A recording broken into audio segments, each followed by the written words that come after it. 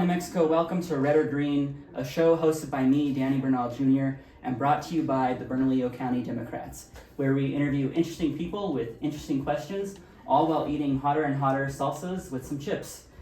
Today I'm joined by Speaker of the House, Javier Martinez. How are you, Mr. I'm great. Speaker? I'm great. Thank you. Good to see you. Awesome. Glad to have you on the show. Are you ready to get into some chips and salsa? I'm ready.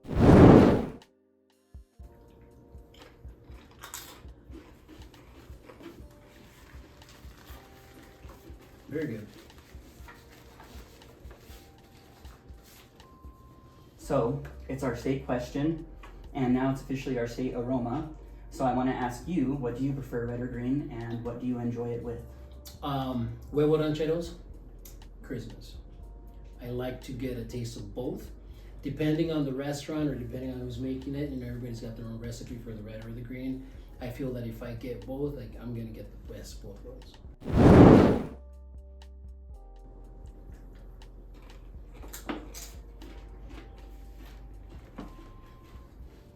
Very good. Very good. It's a little bit more tomatoey. Yeah. So, kind of speaking of food, you used to post a lot of pictures of homemade and travel meals when you're home and you have time. What is your favorite meal for the family and why? So if it's a Sunday morning, it's gonna be pancakes. According to my kids, I make the best pancakes, which is a great compliment. If I have a little bit more time and it's more of a family deal, I like to make chicharrones. I'll start early on a Sunday. I'll cook them slowly for a few hours, and then it's the perfect football lunchtime meal on a Sunday. Awesome. Yeah. Are you giving Senator Lujan a run for his money with his? Well, I don't know. He's legit. He's the real deal. I'm a novice, but I'm getting there.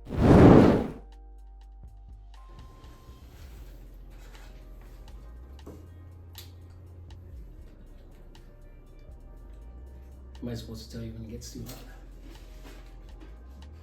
Sure, whenever you want. You can tell me, or you could pretend like it's not hot at all the entire time. It's good taste. So you just mentioned it. As a football fan, soccer, what has been your favorite experience at a game? Well, at a football game or at a soccer game? At a football game. Football. Man, that's a great question. I have to say, being with 15,000 Burqueños and New Mexicans at a New Mexico United game. It's raining, it's cold. It must have been last spring, I think, when it was. And nobody moved. Everybody stayed in their seats and enjoyed the game. I'm pretty sure we won that game. I think it was a 2-1 win. Have never seen anything like it in New Mexico. Usually, big baseball fan too, go to an Isotopes game, it starts to rain, we all kind of freak out, we get out of the rain. Not during that soccer game, and it was cold and windy and rainy. Nobody moved from their seats. Oh, this one looks a little hotter. Well, hopefully, I'm hoping these, I saw worked kind of hard. I saw the whole team working pretty hard on it.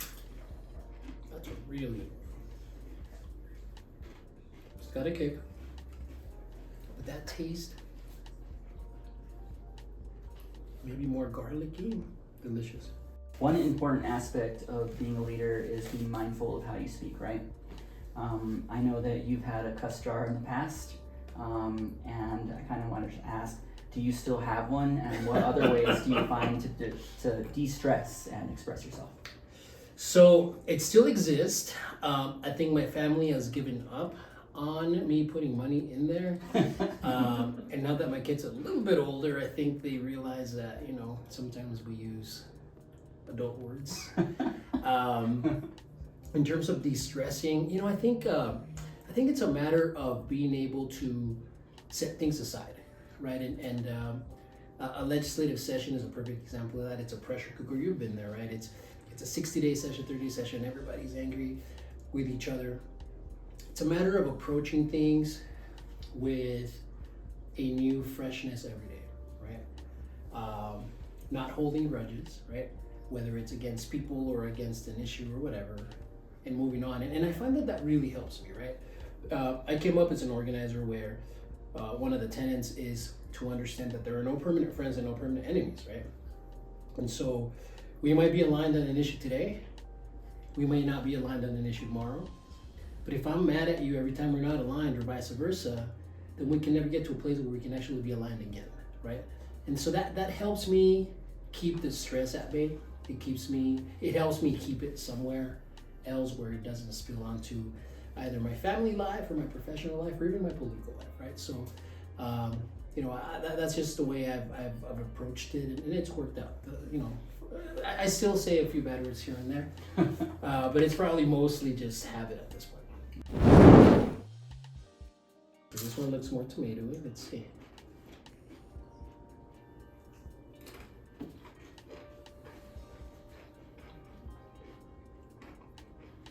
Very good. Heavy on the garlic, which I love. If you can't tell, I love garlic. Not much of a kick on this one, but really tasty. Yeah, I think you're pretty good at catching what's in what and Am I gonna tell you which one the best one at the end, or yeah, somebody get a prize? Yeah, I think last time when I think we did the auditor, he even took one home. I think, right? Yeah, he took one home. He audited the Salsas. Yeah, no, we made that joke. It's there for the taking. Okay, so even before you were elected, you were active in not just our community, but communities actually around the world. Mm-hmm. So can you tell me what it was like organizing communities in Bolivia, Peru, Guatemala, and the Dominican Republic, and what made you take that path in life? Wow, that's a great question. So I was a third year in college. At the time, I think I had been on an airplane like 3 times in my life. 2 of those were to El Paso when the Sunport had direct flights to El Paso because I had family down there. And then the 3rd time was on a senior trip to LA. That's it. So 2nd, 3rd year college, whatever that was, I get an internship with a program out of the University of Michigan Public Health School to do reproductive health work in rural communities. And I had 2 choices. Either I was gonna go to their DC office and do recruitment or whatever else, or they were gonna send me to Bolivia to work on the ground. And I was like, I've never been to DC. I've never been to Bolivia either, but I've never been to DC. Maybe I should go to DC. And I had a good friend who said, absolutely not. What, are you crazy? Like, they're paying you to do this internship, and they're paying for your flight and your apartment in Bolivia. You should go try that out. Thank God I listened to him. I did it.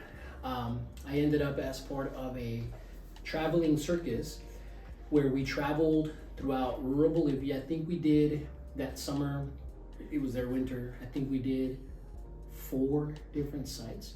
It was literally a tent, a circus tent. Not a big giant one, but big enough. It was called Carpa Lila, the purple tent. And inside, I was in charge of helping design games for young people inside this tent to teach young people about reproductive health, their rights as kids, and other public health messages. So, life-changing opportunity, life-changing experience. 2 years later, I ended up taking a job with the University of Michigan doing recruitment work for the same program. And so I got to place students in places as far away as Peru, Guatemala, Dominican Republic. We placed students in sub-Saharan Africa doing similar work. Not the circus deal, because every community had its own way of doing the project. But it was, to me, it was a time in my life. I was 20 years old, not a care in the world, getting to know some of the most resilient people I have ever met. And to this day, I'm in touch with a lot of them. They're doing amazing things in their community, and something that I'm super proud of.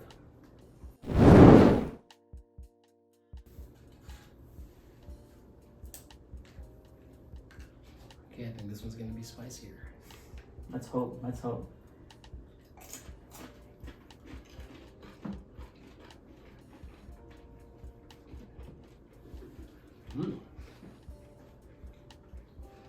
Very good. Little kick at the end. I haven't got the kick yet. No? Mm-mm. It's It's really subtle. Very good. Okay, yeah, now it's coming. Yeah. Okay, so what we usually do is, for this kind of 6th question, we usually bring out a picture of something that I found on your social media that's kind of interesting and that kind of requires a little bit more explanation. So I can go ahead and show you this one. I'm just gonna say no explanation. Yeah, that's San Francisco. Are these guys? They're seeing the picture, right?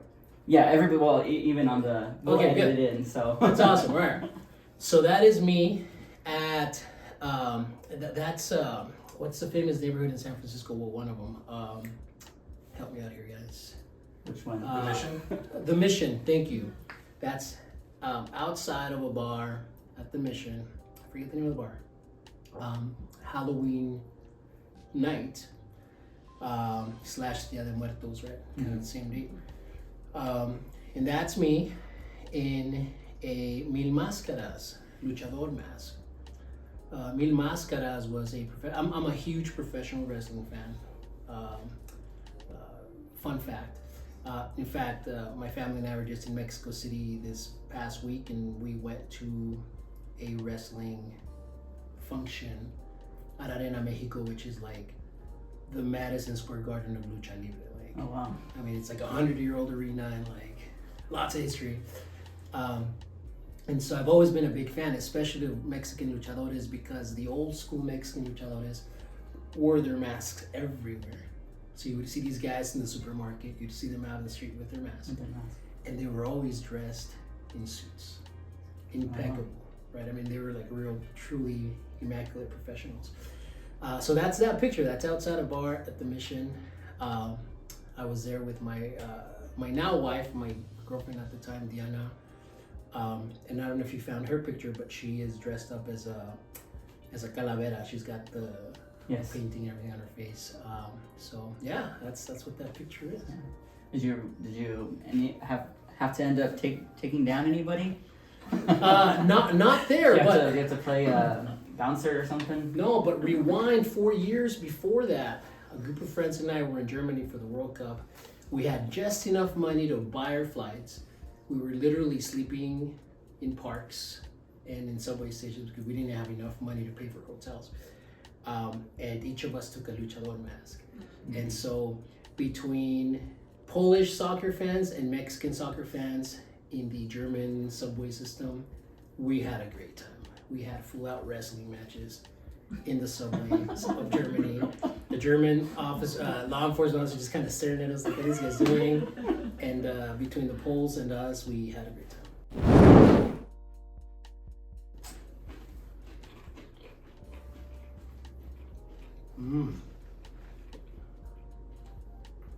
I like that chunkiness. You're biting straight into the chile. It's got a little kick. See, I love these kinds of kicks. They come in very subtle. They don't burn your mouth right out. You know, they kind of come, they elevate a little, and then they taper off a little. Really good. All right. So you have a JD in international and comparative law. What foreign laws or aspects of foreign legal systems do you think our country or state could benefit from? Ooh, that's another good question. I think international law is extremely important. And unfortunately, I feel like our country, depending on who's in office in the White House or in Congress, we either go and help build and implement that legal system, or we pull back from it. Case in point, the Paris Accords, right? That was a historic achievement by all involved to address climate change in a coordinated way. Donald Trump gets into office, pulls right out, right? That's a huge problem because I think so many see the United States as a North Star when it comes to the rule of law, right? Mm-hmm. We are still a country of laws, regardless of what Donald Trump wants to think. And so I think that understanding our place in the world as a global leader, especially when it comes to things like human rights. It is critically important for us to understand that place and to commit to that place, right?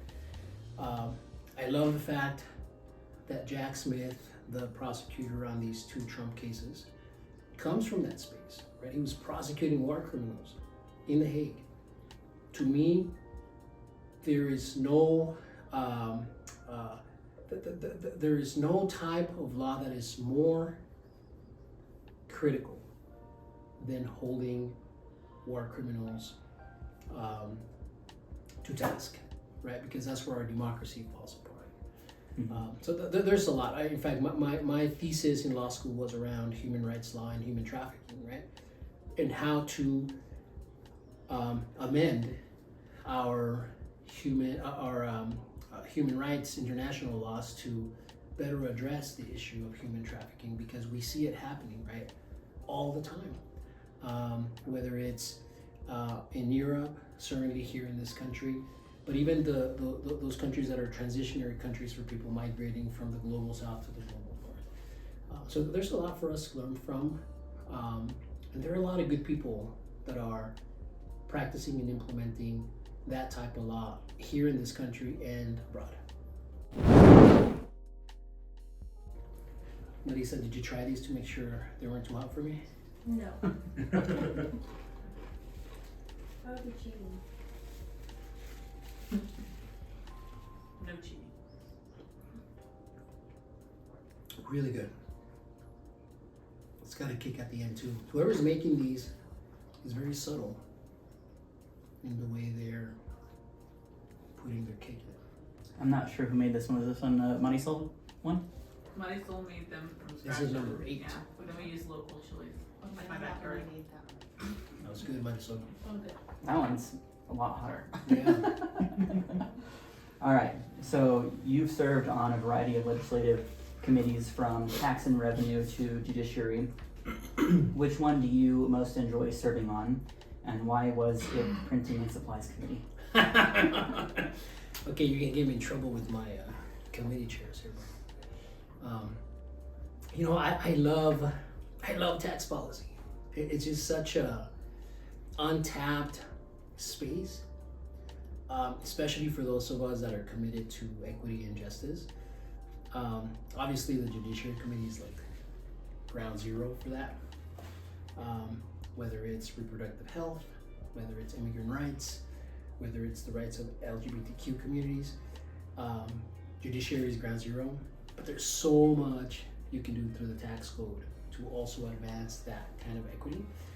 And so over the years, you know, I've served on both, as you mentioned. I've served on appropriations. I've served on economic development committee. Tax is like my baby, and so as long as well, I guess I'm the speaker, so I get to appoint myself to committees. But as long as I get to continue to be speaker and I can continue to appoint myself to that committee, I will. There's just so much we can do, and you know, I feel like we've turned the corner on tax policy in this state. We had a roughly $1 billion tax package this last legislative session, and sitting in a table with social justice advocates and others, I said the following. I said, this is the first time we've had a tax package that didn't hardly raise taxes at all. It was more about giving money back to people. Mm-hmm. This is the first time in my memory, which goes back to 20 years of legislative work, where we didn't give away the tax base to some out-of-state corporation. We were giving money back to people.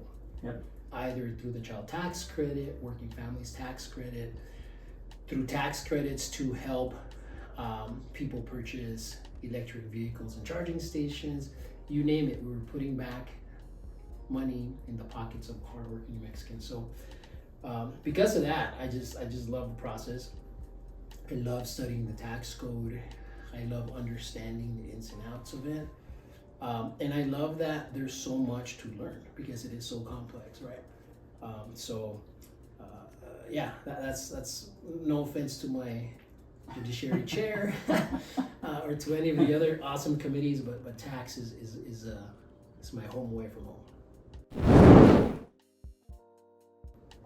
Are you guys gonna laugh when it's too spicy? I did the fire show one, the eating contest, and there were 11, and I got to number 3, so. That was hot. This one on some tacos de barbacoa right here. Be perfect. Really good. My pregnant wife at the time finished the whole contest. Really? And she was like pregnant. She was like a week away from giving birth. So what I'm getting is your kids should be like, this should be nothing to them. For my daughter who she was pregnant with, she'll run the table. Better than me. She'll be the one hosting this one after I tap out. Okay, so our state legislature is unique in the country in that the legislators go unpaid. Mm-hmm. How has that impacted your work for the state? Ooh, how has it not? As you said, we're the last remaining volunteer legislature. We don't pay. That one's like creeping up right now. I'm gonna drink some water. Wow, who made that one? That was money. Good stuff. Did you make that one? I think they're all Marisol, I think pretty much. Marisol, you gotta like jar these and we can start selling them. This one's hot. They're a mixture of Yeah. lots of different chilies. It's way too hot for me. It like Actually, crept up. That In a one's good called way. Tres Chiles.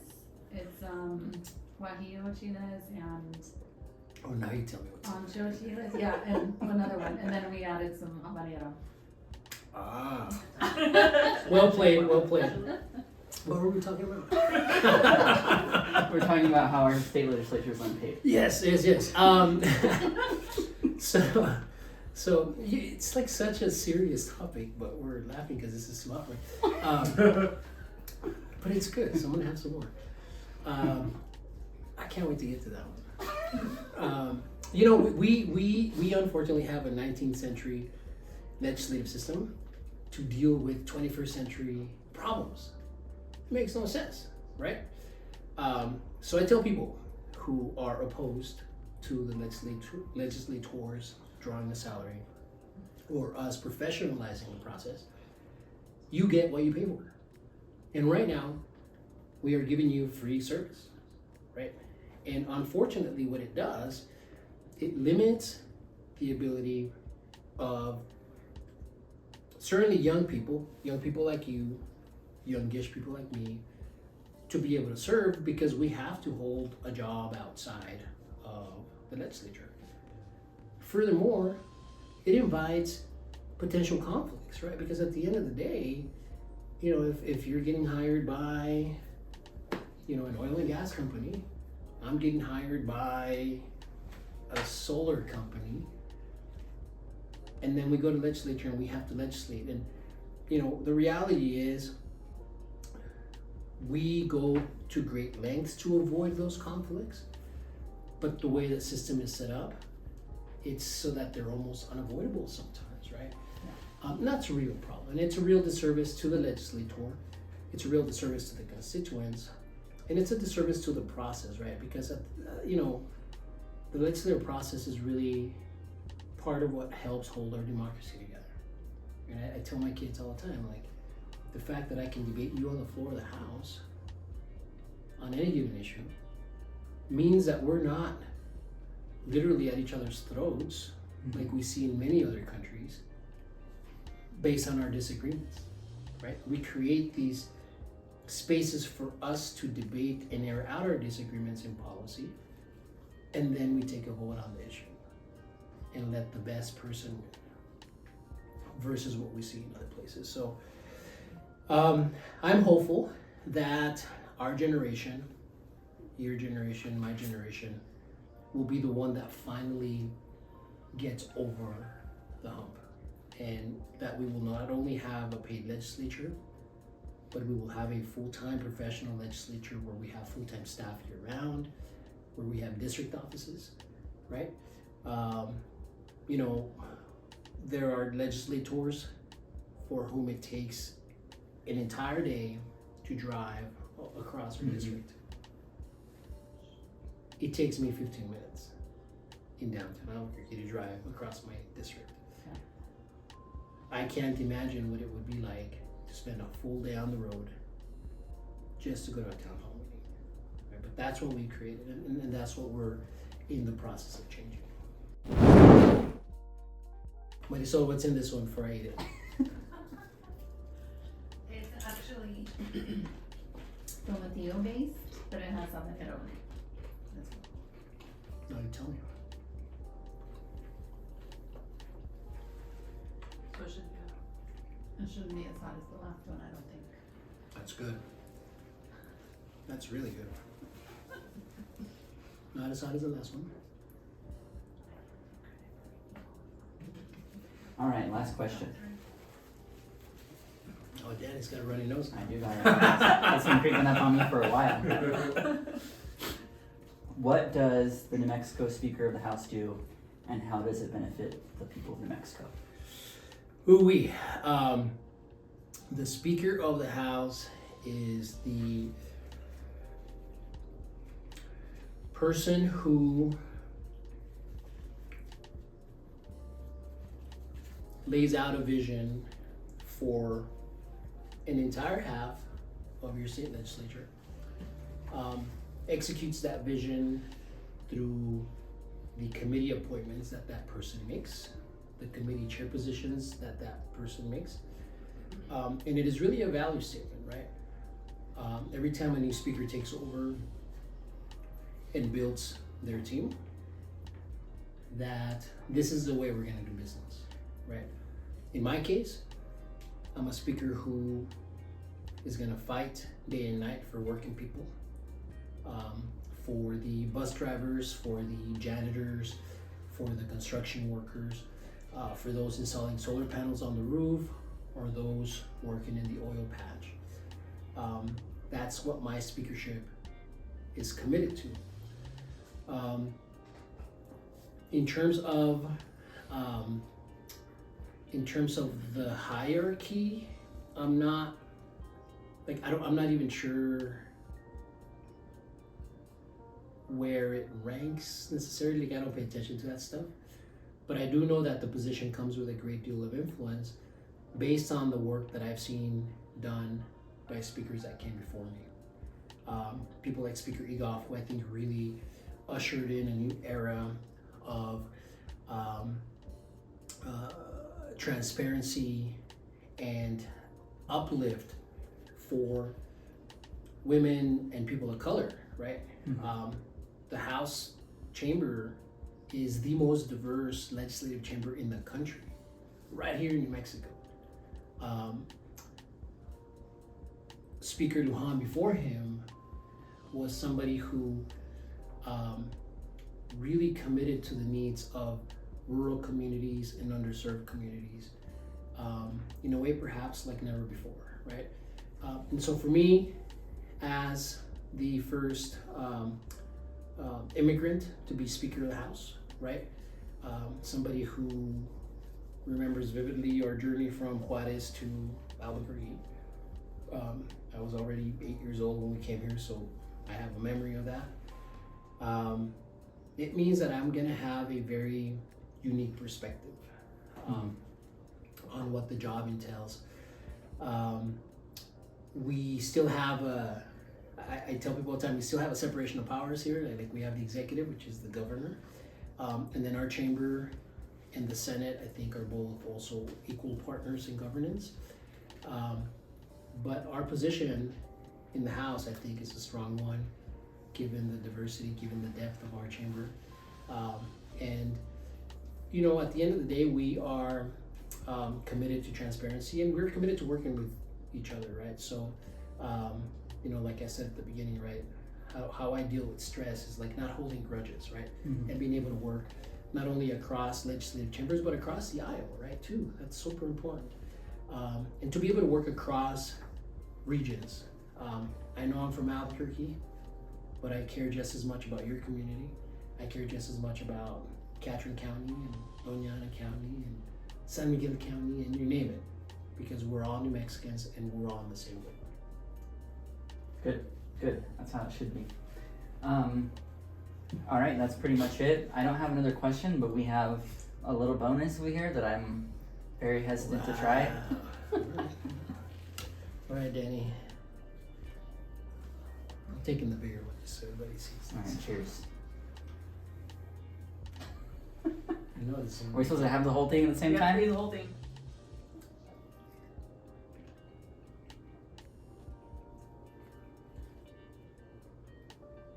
Somebody's garden? Mine. Oh, this is your house?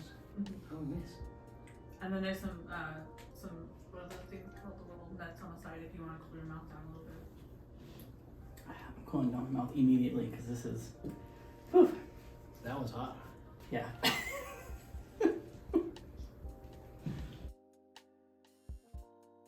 Thanks to everybody for watching. Please like and subscribe and everything else we have. Stay tuned with the Bernalillo County Democrats. Speaker Martinez, would you like to say anything to that camera? Anything you got going on right now? Stay active, stay involved, stay engaged. New Mexico needs you. We're all in this boat together, on this boat together. And New Mexico's at a crossroads. We're about to do big things. We're doing big things. And it's thanks to you, all you who volunteer your time by door knocking, phone banking. Every time you show up with $5 to a re-election campaign, it all helps. So thank you all very much, and thank you to the party for hosting such a delicious experience. All right, thank you very much, and we'll see you next time right here in the Land of Enchantment. Thank you. Good job. I think you did receive the hottest one so far. I think you did. Yeah? Yeah. Does it look hot? Yeah. Good. Good. You did a good job.